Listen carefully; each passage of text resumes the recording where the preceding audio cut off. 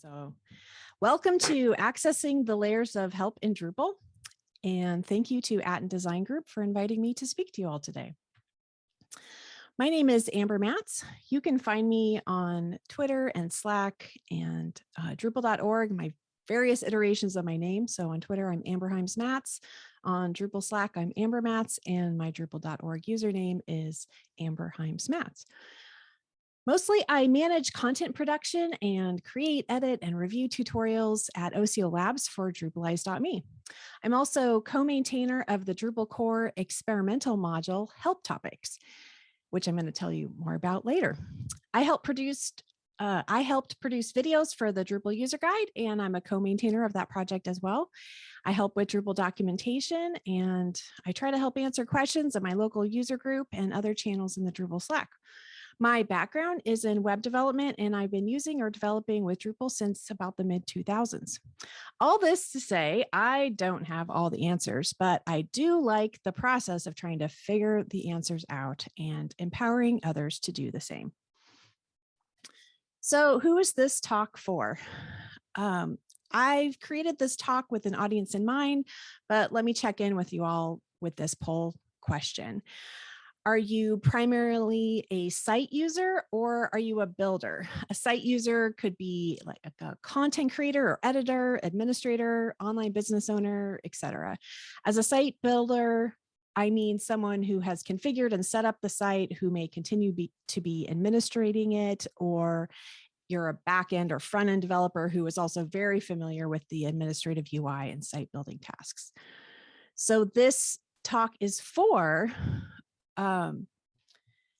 Drupal users who want to, we've got a lot of site builders. I got the results of the poll. So we've got 17% users, 83% builders. So thank you very much for letting me know. Oh geez. I just lost something here. What just happened? There we go. Okay, thanks, Zoom.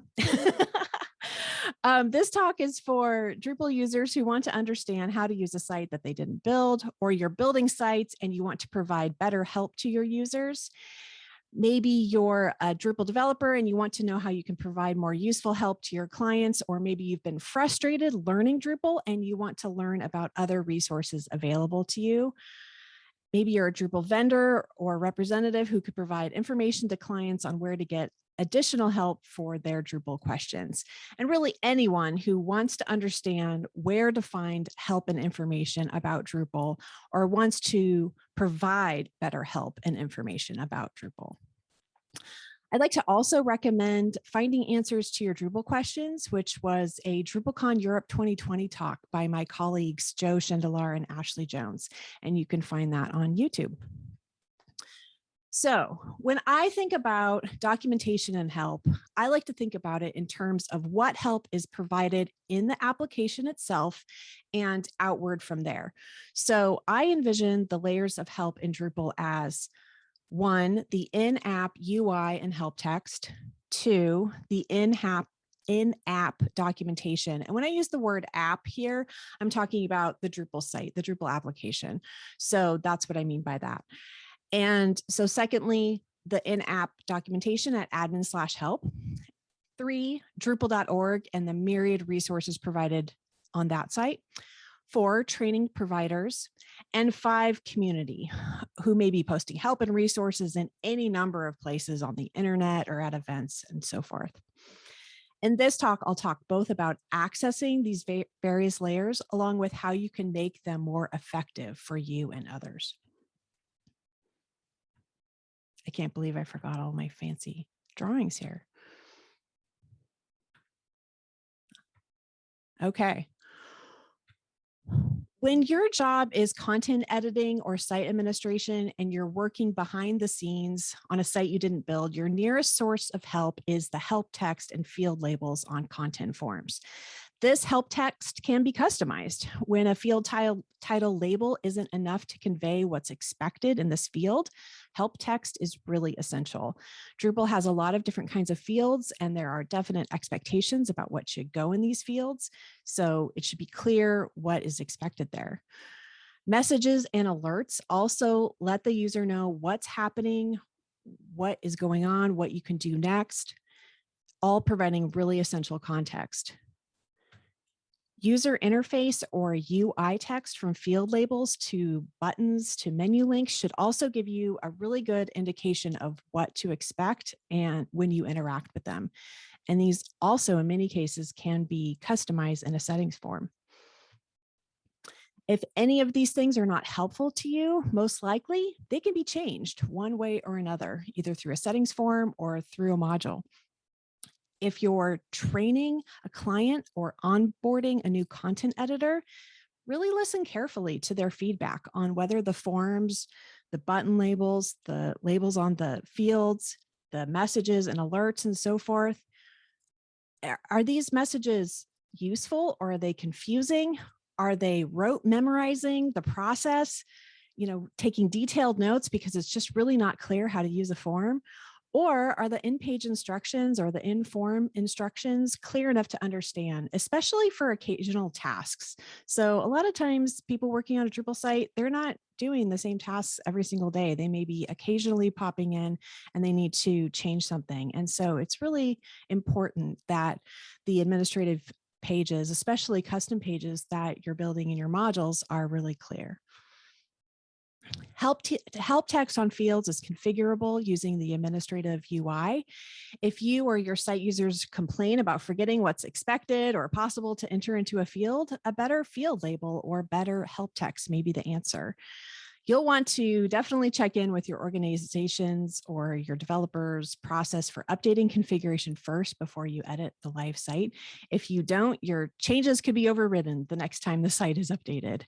And by the way, if you're curious about this process, look up managing Drupal site configuration, which is a whole thing unto itself. Text from a theme or module that doesn't provide a settings form can most likely be updated through alter hooks or updates to variables and template files. Updating this kind of text is beyond what I'm talking about today, but Drupal is designed to allow modules and the active theme to chime in and have a say on what's printed on the screen before it's rendered. So really, there is most likely a case for improving the in-app UI text if needed, and you should do so. I've already dropped a number of technical terms that you may or may not have heard of. Content types or fields, maybe these things are really familiar, but maybe there's something that you're curious about or you're confused about. And so to learn about the administrative tasks in Drupal in particular, using the modules that you have installed on your site, you can get help immediately without even leaving the site. And that next layer of help is help. So from the Manage Administrative menu, select Help. You'll need permission from the site administrator to access administrative pages and help in order to access this page. To get the most out of this in-app help, enable help topics in the core experimental group of modules on the extend page. So like I said, in-app help is located at admin/help. Mostly it's been module overviews, but if you enable help topics, which is that core experimental module, I keep name dropping, this module is going to provide concept and task help topics. And these are topics that we've taken the module overviews and we've rewritten them into concept and task tutorials, which are more focused on what is it that I want to learn? What is it that I want to do, instead of I need to know the name of the module before I can access the help and figure out what I'm supposed to do. Module overviews are an implementation of hook help in a module PHP file. And you need to know the name of the module providing the functionality you need help with. So so that can be a barrier to accessing help. And that's one of the reasons why help topics exist. Topics, modules place specifically formatted twig files in a help_topics directory. And topics can be section overviews to group topics. So we've got a lot of topics about views, for example. So there's a section overview about that. and also concepts, which is background information that you need in order to accomplish a task. And a task topic is a step-by-step walkthrough of what you need to do. So tips for writing help topics: do a Google search for, or use your favorite search engine to search for Drupal Help Topics standards. You can also find code and syntax examples in core/modules/help_topics/help_topics. And this is because this is an experimental module. So all of the core module help topics are located here at this time. When help topics become stable, then each core module will have its help topics in its own help topics directory. So to write help topics, let's say you've got a custom module, you've got a custom site that you've built out for a client, and it includes a lot of specific functionality that is really unique to this site. So you want to think about all the tasks a user of your site or your custom module would do. What background information do they need to do each task and really understand what it is that they're doing? Separate this list of topics into either a task or a concept. So categorize those accordingly. You can group topics if you've got multiple topics about the same subject by making a section topic and then listing relevant task topics in the related section. And these little buzzwords here about related and so forth, they'll make more sense when you take a look at the syntax that we have in the special sections that we have for these twig files, and including indicating a topic as either top level or related. This is all explained more in depth on the Drupal Help Topic Standards page. You can mark your topics as related to another module, but that module must be enabled before their topics will be viewable. So and if you include a link to a module that is not enabled, you can still see some text there, but the link won't appear. The next layer of help is Drupal.org. And there is a lot on Drupal.org, and I'm not going to go over everything. That could be a talk unto itself. Each of these sections could be a talk unto itself. But there you'll find project pages for modules, themes, distributions, things like that, issue queues, support forum, documentation, and just a lot more. I want to focus on Drupal's documentation. And if you haven't, visit drupal.org/documentation, and you're going to find out the different types of documentation that we have available for Drupal users and developers. We have curated guides, the wikis, formerly known as the handbook, API info, and first the curated guides. These are governed by maintainers and held to an established standard through an editorial process. The Drupal user guide is the big one. And this is a guide that went through an extensive editorial and writing process.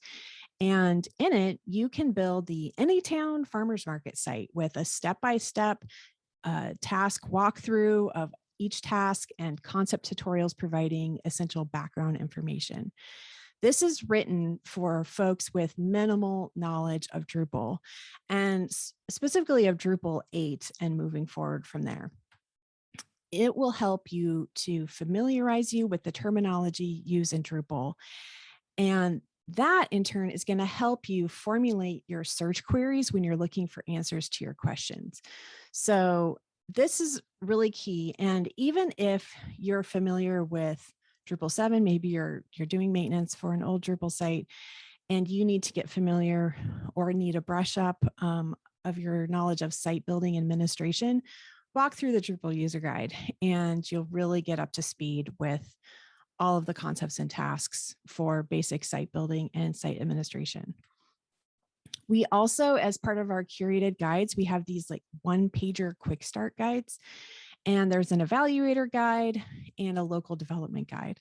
So the local development guide is going to get you up and running with a local development site using DDEV. And I will note that there are a lot of really great local development environment tools out there. This particular one was chosen we chose it, and it's just for getting people up to speed. So if you are using DDEV, it's a great little guide. And if you've never set up a local development environment before, it's a great way to get started. And then you can go from there and evaluate other tools as you want. Another aspect of Drupal's documentation are the Drupal wikis. So you can find those at drupal.org/docs. There is, first of all, the Drupal wiki, which is a catch-all guide for Drupal 8 and moving forward. So Drupal 8, 9, 10, et cetera, et cetera. The develop guide is documentation, more verbose and explanatory, and maybe having better examples than the API site, which I'll get to in a moment. And this provides documentation for developers about tools, processes, and standards that are not specific to a major version of Drupal. And I will note that these wikis are editable. And so the develop wiki is going to be editable by any member of the Drupal community. So, and it's a lot easier to get updated than the API site, theoretically anyway.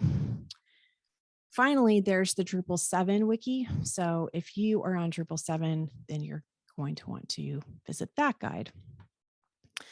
Like I mentioned, Drupal wikis are editable by any member of the Drupal community. If you've got a username, you can go for it. It is organized into guides, not to be confused with the curated guides, I know.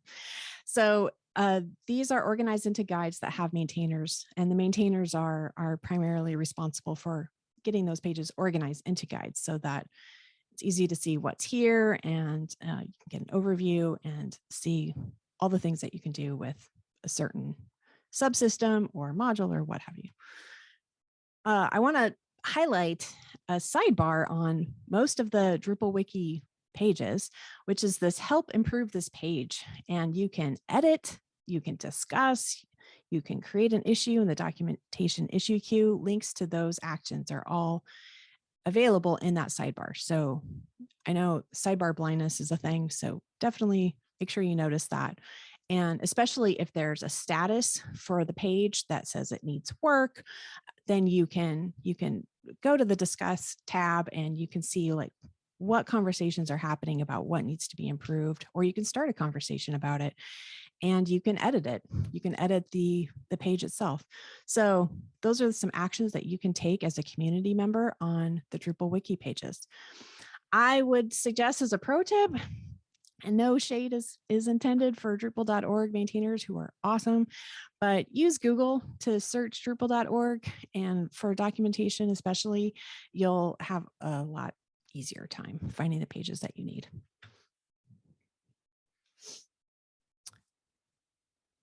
So I don't know if I should check in on the chat here. I'm going to save the questions for the end and keep trucking along because I've got a lot of information to cover. So the next really important page and section of Drupal.org is the API reference. So if you're a developer, you need to know about api.drupal.org. And this is an auto-generated API reference. So those doc blocks and like annotations and such in your code are going to be parsed and put into this website.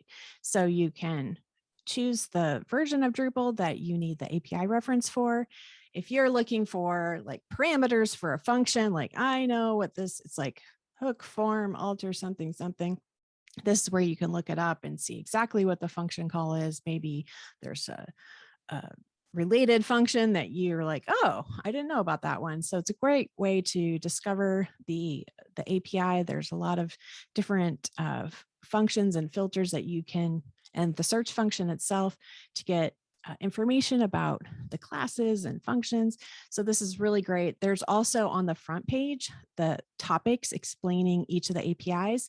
And it's worth noting that this is going to be a really dense overview of the API, and you may want to go to the related develop wiki page to get a little more context or information if you're still kind of scratching your head about a subsystem. The other link to take note of on the homepage of API reference, kind of buried in there, but super useful. If you don't know about the examples for developers project, you should for sure check that out. And I'm going to talk about that in a minute. Also links to change notices and, like I mentioned, the develop wiki. So essential bookmark as a developer to take note of. The examples for developers project. If api.drupal.org is where you go for all the details about like a specific function call, then the examples for developers project is where you go to step back and learn about all the moving parts that make a subsystem work together. And the examples project is a module or a project that consists of like a few dozen submodules, which provide really well documented and extensive comments, complete working examples of how to use common Drupal subsystems. This code, it works. You can enable the module on a development site. You can see how it works. You can copy and paste the code into your module and then tweak it. And things like examples like sending an email in Drupal or writing unit tests or displaying and processing forms that users can fill out. Those are really essential for a lot of tasks and development tasks in Drupal. So you're definitely going to want to check this out. It's really amazing, and it's our favorite place to copy and paste answers from Drupalize Me. We use the examples for developers project in our tutorials. So in our developer tutorials, we've contributed to this project extensively. And when we get customer feedback that example code isn't working, we fix it on our site and then we contribute the fix back to examples for developers project. So it's a continuous cycle of improving that project. If you, pro tip is if you want an example and it's not in the project, check out the issue queue for this project, and there's a good chance it's being worked on. There might be something already in the issue queue in a patch for you to take a look at. So definitely take a look at that. The other really essential page is the change records. Drupal has if it's been a while now since Drupal 8's been out, but since Drupal 8, Drupal has a development cycle where there are scheduled releases every 6 months of a minor release, and with major releases on a regular basis too. So things are happening really fast, and change records are increasingly like just a critical place for you to keep track of changes to the API, things that are working differently now, functions that have been replaced by methods or services, and deprecated code. So this is a really essential thing to keep an eye on. And also if you're working on a migration and you're also you've run your tools to see what your deprecated code looks like in your custom modules, it's sending you to these change notices. You can see examples of, okay, this is how the function worked in Drupal 7, and now, okay, it's a service in Drupal 8, and here's how you do that. So a lot of these change notices will have before and after examples of how things work. So really essential reference. So if you don't know about change records, go to drupal.org/list-changes. It's searchable, and it's a really great reference.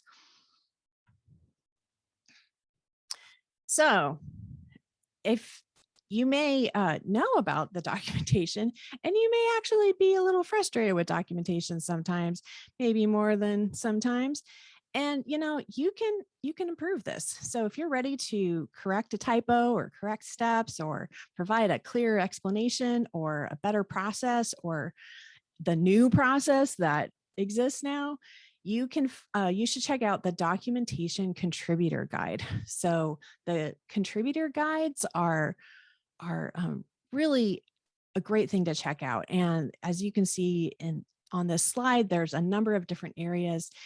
These contribution guides are going to give you an idea of the types of tasks that are available to do within this domain, and the types of roles that are available, and also like how long different tasks might take. So if you have a general goal of, I'd like to improve documentation, but I really only have 30 minutes a week or 30 minutes a month to work on this, you can browse through the contribution guide for documentation, and you can get a sense of what tasks and types of tasks fit that criteria. And you don't have to spend all your nights and weekends on contribution.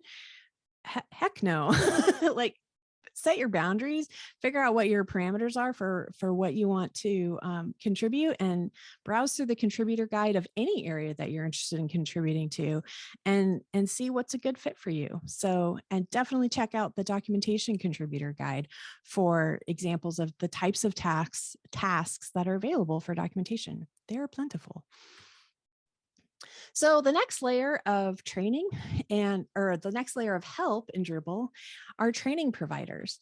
So before I move on, this is professional training that is provided by organizations, and it's their business to train you and educate you about Drupal. But one kind of outlier and one really essential training provider is the Drupal user guide itself. So this is a great place to send people to start with. So if they're new to Drupal, or maybe they're a content editor and they're like, I'm really curious about Drupal. Like, how do I build a site? Like, I want to build a site for this nonprofit that I'm working on, or what have you, or my small business, and send them to the Drupal user guide, and they'll learn how to build a site and administrate it. So it's a free resource provided by the community for the community, and it's written for folks with a minimal knowledge of Drupal. So that's your starting point. DrupalEyes.me, a shameless promotion here. We provide extensive written and video tutorials, and we have membership options for individuals and groups. We have free tutorials. We even provide the user guide as part of our curriculum. And but we also have a paywall for our extensive tutorials that are both written and some of them are written and video. So you can find us at DrupalEyes.me. The other training providers that I'm going to mention here, these are providers that, I'm familiar with, people on either myself or people on my team. We have participated in these trainings, or we know the people involved, and we are enthusiastic about their services as well.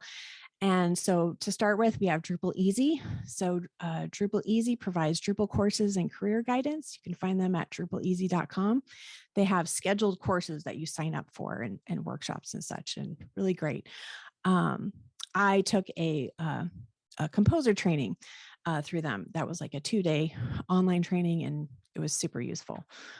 Evolving Web, I believe they're based in Toronto, but everyone's virtual now. So there's role-based training packages and custom training. You should check them out at evolvingweb.ca/training. Debug Academy, they also provide Drupal courses and career guidance. Find them at debugacademy.com. There's also like really great docs and training provided by hosting services, and like the big ones like Acquia, especially their learning services and their documentation is quite extensive, and they provide a lot of really essential guidance for people learning Drupal for their clients, but also a lot of it's available to the public. Some of the steps might be ultra specific to their products, but you can still glean a lot of general information about what a task is all about and how to accomplish it. And you can accomplish it. And if you're not on their platform, you can just figure out like the last step is, oh, I need to go elsewhere to figure out how to do this on my platform. So still really useful. And especially if you're on using their services, a really essential resource. Which if you're on their service, you probably already know about. Same with Pantheon and other, there's a lot of really great hosts out there, and a lot of them have really great docs. So don't neglect the docs of your hosting service. You might find some real gems in there. There's so many others, and they are, a lot of them are listed at drupal.org/training, and it is quite an extensive list, which is why I highlighted a few of them here. So the final layer is kind of a catch-all community. This could mean so many things. And you're likely to stumble across these resources as you're doing your organic searches or you're attending events and you're finding out about events. And so they include things like blog posts about best practices and tutorials. And if you're looking for good blogs, some places to check out. One is at drupal.org/planet.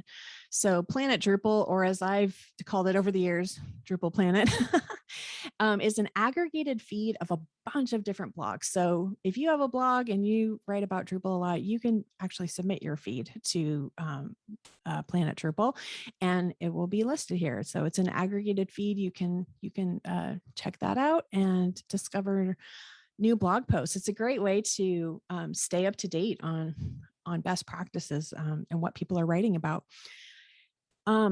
These are also highlighted, many of them in the weekly drop newsletter. So this is a newsletter I recommend. It's published every Thursday, and it highlights articles, tutorials, videos, events, even job postings that are happening right this past week.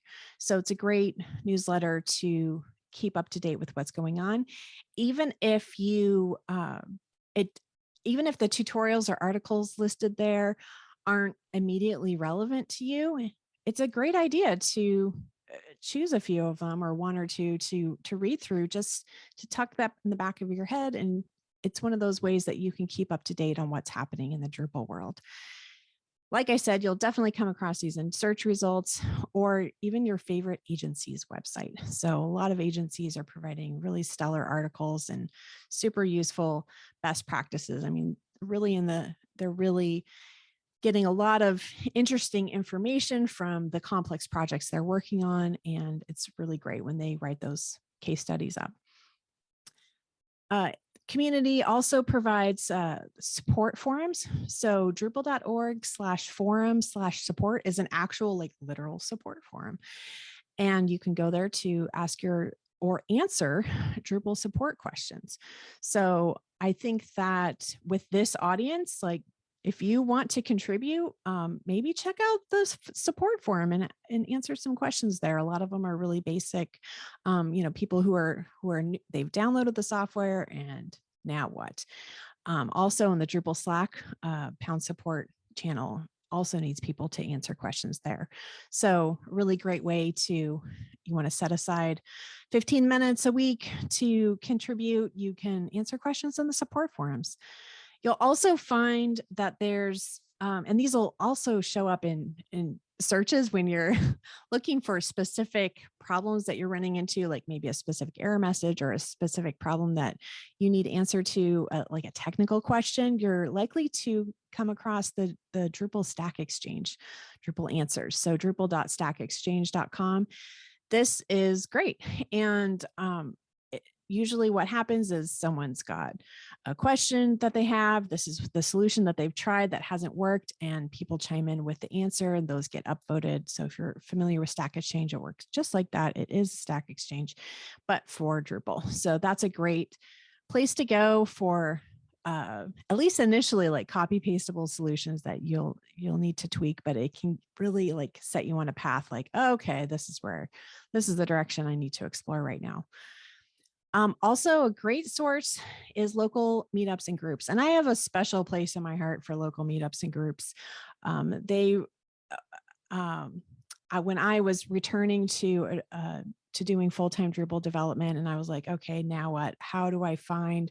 I was just working as an independent developer, freelancing, had no connection to the community. I did a Google search for Portland Drupal, and I found that there was a meetup that night, and I had my 45-minute, an hour and a half, can't remember how long it was, anxiety attack. And then I got up the nerve to head out to this pub in downtown Portland to meet these Drupal users.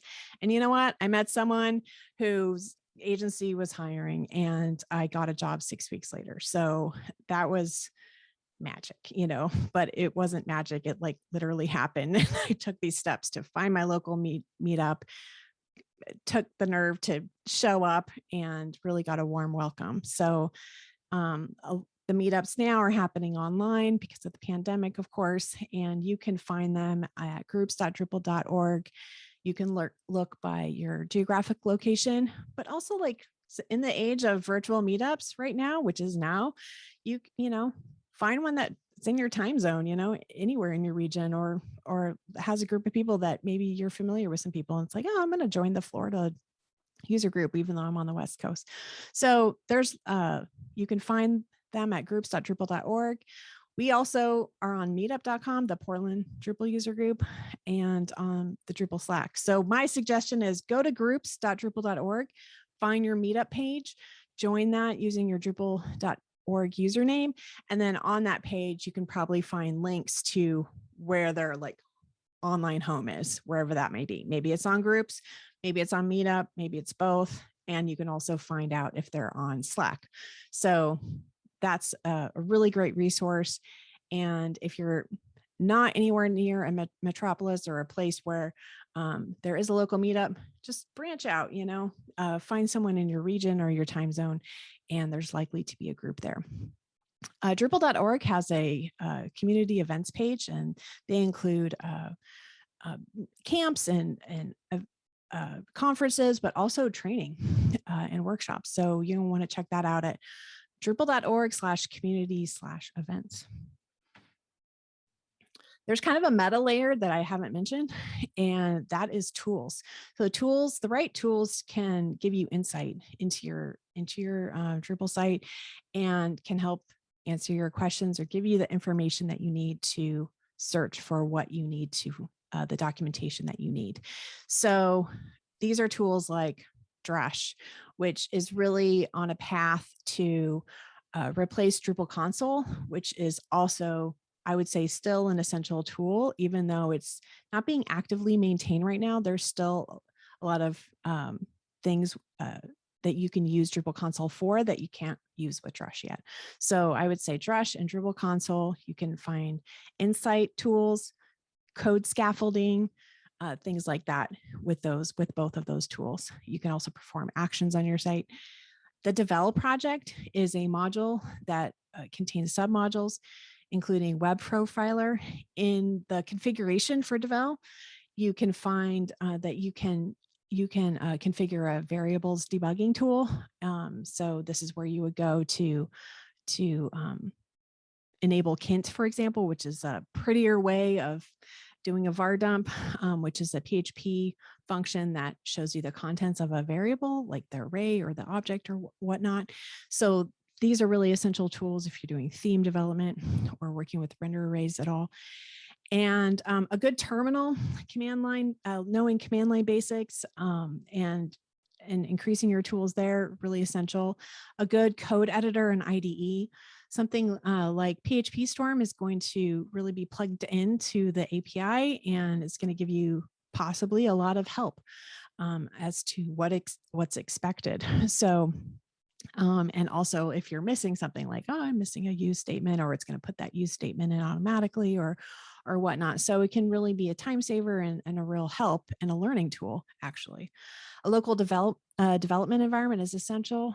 And also, if you're not familiar with simplytest.me, this is a place where you can go to spin up an ethereal Drupal environment, and you can test out a specific version of Drupal. You can test out a patch. You can test out a certain project. All of that gets enabled. Tugboat is a service that spins that up, and you go to this URL and you've got a Drupal site ready to log into and to test out. So this is a great way to test out your patches or projects that you may be evaluating. So if you're looking around for modules and you want to evaluate those, definitely check out simplytest.me. So to review, the layers of help in Drupal as I see them are first the in-app UI and help text, the in-app help at admin/help, and which is enhanced by enabling help topics core experimental module, the myriad resources provided at drupal.org, in particular the documentation, the API reference, change notices, examples for developers project, groups.drupal.org, and many other resources, training providers and tutorial providers, and the community, or the internet at large. So there's so many different layers of help. Don't forget those tools, especially if you're in module or theme development or site administration. Some of these tools can really help you out, be a time saver, and give you, empower you to do things that you really need to do. And the only way to do them is through these tools. So really a good idea to familiarize yourself with the different administrative and module development tools available for Drupal developers and administrators. Most of us learn on a curve that looks something like what's on the screen here. And this is not just for job readiness, but anything that you're tackling, like I want to learn entity API. And so what do I need to do? And you go through this curve, and these different resources are going to be appropriate at different stages in your journey. So you want to be cognizant of where you are at in the learning curve and what tools are going to help progress you through it, so that by the end of your journey of whatever it is that you're learning and whatever your goal is at the end, you have got high confidence and high competence. So I've just given some examples of the different types of resources that may be the best fit for these different phases of your learning journey. I want to thank you so much for joining me on this webinar, Accessing the Layers of Help in Drupal. You can find me on Twitter at AmberHeimsMatz, or on the Drupal Slack at AmberMatz, and at Drupal.org, AmberHeimsMatz. You can find support for your Drupal questions. There's a lot of different resources listed at Drupal.org/support. You can learn about the issue queue, which is a great way to find help with bugs that you're running into or features that you're not sure about. Learn about issues at Drupal.org/docs/develop/issues, and definitely join the Drupal Slack, join the community. There's lots of different channels there, either for your local meetup or specific technologies or tools in Drupal, or even just common interests, and you can find out about how to join Drupal Slack at Drupal.org/Slack.